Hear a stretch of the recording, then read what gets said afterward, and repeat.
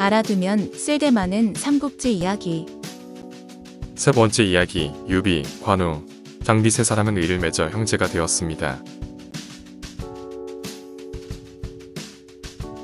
황건적이 유주로 쳐들어온단 말이냐. 개미떼처럼 새카맣게 몰려오고 있습니다. 유주태수 유한은 황건적에 맞서기 위해 방을 붙여 군사를 모집하였습니다. 붙일방, 방이란 예전에 여러 사람에게 알리기 위하여 써붙이던 글을 말합니다. 이제 나가느냐? 예, 어머니, 돗자리를 팔러 갔다 오겠습니다. 황족의 핏줄을 이어받은 내가 집신과 돗자리나 짜며 세월을 보내야 하다니 못난 이 어미 탓이다. 임금황, 결의족, 황족이란 황제와 촌수가 가까운 일가를 말합니다. 젊은이의 이름은 유비. 자는 현덕으로 중산정왕 유승의 후손인데 궁핍한 생활을 하지만 홀어머니에 대한 여성이 지극하다고 소문이 자자하였습니다. 집 앞에는 뽕나무가 하나 있었는데 뽕나무가 무성할 때는 마치 천자가 타는 수레 위에 씌우는 일산처럼 보였습니다. 날, 우산산, 일산이란 햇볕을 가리기 위하여 세우거나 설치하는 큰 양산을 말합니다. 요위의 숙부 유원은 유비가 범상치 않음을 알고 유비의 집안을 돌보아 주었습니다. 또한 유비가 15살이 되던 해 당대의 석학인 노식과 정연에게 보내어 학문을 배울 수 있게 하였습니다. 이곳에서 유비는 학문의 기초를 닦았으며 훗날 영웅으로 성장하는 공손찬 같은 인재를 만나 형제처럼 지내게 되었습니다. 그러나 배움의 기회는 짧았고 지금은 집신과 돗자리를 짜며 생계를 유지하고 있었습니다. 언제부터인지 황건적은 백성들에게 탐욕스러운 관리나 도적대보다 더 무서운 존재가 되어가고 있었습니다. 관청을 부수고 관리를 죽이는 것은 물론이고 같은 편에 서지 않는 일반 백성들도 무차별하게 학살하였습니다. 여기에 방화, 살인, 약탈, 부녀자 겁탈까지도 거리낌 없이 저지르니 황건적은 백성들에게 공포의 대상이었습니다. 유비가 유주태수 유한의 방을 보며 한숨을 쉬는 데에 장비가 다가와 말을 건네게 됩니다. 간신 배들로 인해 정치가 어지러운데 황건적까지 날뛰니 이 나라가 장차 어찌 되려는지. 사내 대장부가 나라를 위해 싸울 생각은 않고 웬 한숨만 그리 내쉰단 말이오. 황건적이 난을 일으켜 백성들을 괴롭히는데도 막을 힘이 없으니 답답하면서 부끄러워서 한숨을 쉰 것이오. 유공께서 그런 생각이라면 나에게 재물이 좀 있으니 마을에서 의병을 모아 황건적과 대적해보는 것이 어떻겠소? 내가 의병으로 참가한다면 누가 노모를 돌보겠소? 그건 걱정 마시오. 탁현에는 내 덕을 본 사람이 많이 있어이다. 알겠습니다. 장공께서 그렇게까지 해주신다니 장공의 뜻에 따르겠습니다. 우리 여기서 이럴 게 아니라 주막이라도 가서 한 잔씩 들이켜며 얘기를 나눕시다. 유비와 장비가 주막에서 이야기를 나누고 있을 때 관우가 주막에 들어오게 됩니다. 관공이 아니시오. 아니, 장공이 여긴 웬일이시오? 뜻이 맞는 호거를 만나서 술 한잔 하던 중이오. 자, 이리 와서 같이 마십시다. 관우는 무관의 가문에서 태어나 어려서부터 무예의 조예가 깊으며 학문에도 뜻을 두어 공부를 게을리하지 않았습니다. 문무를 겸비했을 뿐만 아니라 성품도 강직하여 불의를 보면 참지 못하고 약자를 보살피니 사람들의 칭송이 자자하였습니다. 관우는 어느 날 어떤 사람이 울고 있어 사연을 물어보게 됩니다. 제 딸에게 약혼자가 있는데 관리의 형이 제 딸을 첩으로 삼으려 하기에 관가에 하소연을 했는데 관리가 오히려 저에게 매질을 하였습니다. 이야기를 들은 관우는 분기하여 관가로 달려가 그 관리와 형을 모두 죽이고 도망쳤습니다. 그 때문에 쫓기는 신세가 되어 고향을 떠나 탁궁까지 오게 된 것이요. 관공께서도 의병 모집에 참가하려고 오신 거요. 그렇소. 의병에 참가해 황건적 무리를 쓸어버리는데 기여하고자 왔소이다. 의병에 참가할 생각을 하셨다면 우리와 함께 합시다. 장비와 유비는 관우에게 그들의 계획을 말하였습니다. 우리끼리 의병을 조직해 황건적과 싸운다. 나라를 위해 싸우는 건 마찬가지 아니오. 그럴 바엔 선두에 서서 싸우는 게 사내답지 않겠어. 좋습니다. 소생도 뜻을 함께 하겠습니다. 이렇게 해서 유비, 관우, 장비는 서로 뜻을 함께 하기로 하고 앞으로의 일을 논의하였습니다. 우리가 이토록 의기투합이 되니 차라리 의형제를 맺는 게 어떻겠어? 의형제라. 그거 좋은 생각이군요. 세 사람은 이튿날 장비의 집 뒤에 있는 복숭아나무 정원에서 만나기로 하고 헤어졌습니다. 다음 날 세 사람은 복숭아나무 정원에서 만나 그 유명한 도원결의를 하게 됩니다.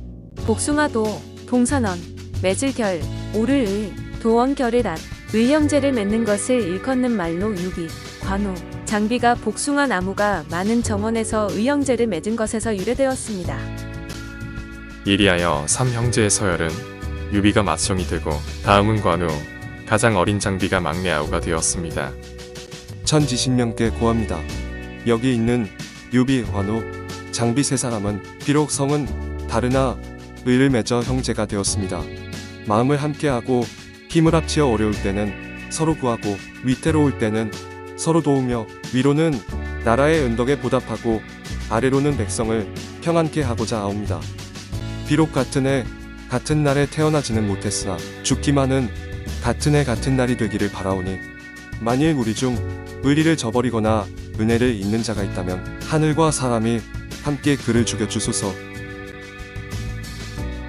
비로소 모든 예가 끝나고 유비, 관우, 장비 세 사람은 의형제를 맺게 되니 이것이 바로 그 유명한 도원결의입니다. 도원결의에 대해서는 다른 민간설화, 당시 탁군 일대에 소문난 백수 3인방이 있었으니 건달인 유비, 서당 선생인 관우, 푸주간을 하는 깡패 출신 장비가 그들이었습니다. 세 사람은 의리로 똘똘 뭉쳐 지냈습니다. 그때 의병을 모집한다는 방이 붙자 세 사람은 관군이 되어 출세할 기회를 잡아보고자 지원하게 되었습니다. 그런데 모아놓은 돈이 없어서 남북을 오가던 상인들의 말과 재물을 빼앗아 무장을 하였습니다. 장비는 성질이 난폭하여 함께 있던 의병들에게 걸핏하면 손찌검을 하고 어느 때는 의병들을 죽이기까지 하였습니다. 세 사람은 우애를 과시하기는 했지만 뒷골목의 의리 같은 느낌이 더 강했다고 합니다. 이 세 사람이 형제의 순서를 정할 때 장비가 형이 되고 싶어 복숭아 나무의 높은 곳에 뛰어오른 사람을 큰형으로 정하자고 제안하였다고 합니다. 그리고는 제일 먼저 높은 곳으로 뛰어 올라갔습니다. 그 뒤에 관우가 중간쯤 오르다가 멈추고 유비는 아무 말 없이 나무에 기대어 섰습니다. 장비는 자신이 큰형이 되었다고 좋아하자 유비가 이렇게 말했다고 합니다. 나무는 뿌리가 있고 난 다음에야 줄기가 생기는 법이다. 뿌리 없이 줄기만 있는 나무를 보았느냐? 장비는 결국 할 말이 없어지고 유비, 관우, 장비의 순으로 서열이 정해졌다고 합니다. 삼형제가 의병을 모집한다는 소문이 나자 의협심에 불타는 젊은이들이 하나둘 모여들어 의병의 숫자는 500명이나 되었습니다. 오르의, 의기로울 협, 마음심, 의협심이란 정의를 위하여 자기를 희생하려는 의로운 마음을 말합니다. 어디서 저렇게 많은 사람들이? 소문을 듣고 왔습니다. 저희도 황건적과 싸우는데 힘이 되고 싶습니다. 유비, 관우, 장비는 장정들을 배불리 먹인 후 앞날을 논의하였습니다. 장비는 칼과 화살을 사들이고 관우는 그들을 훈련시켜 군대의 모양새를 갖추어 나갔습니다. 하지만 숫자가 불어나니 장비의 재력은 바닥이 났고 찾아오는 사람들을 돌려보내야 할 지경에 이르렀습니다.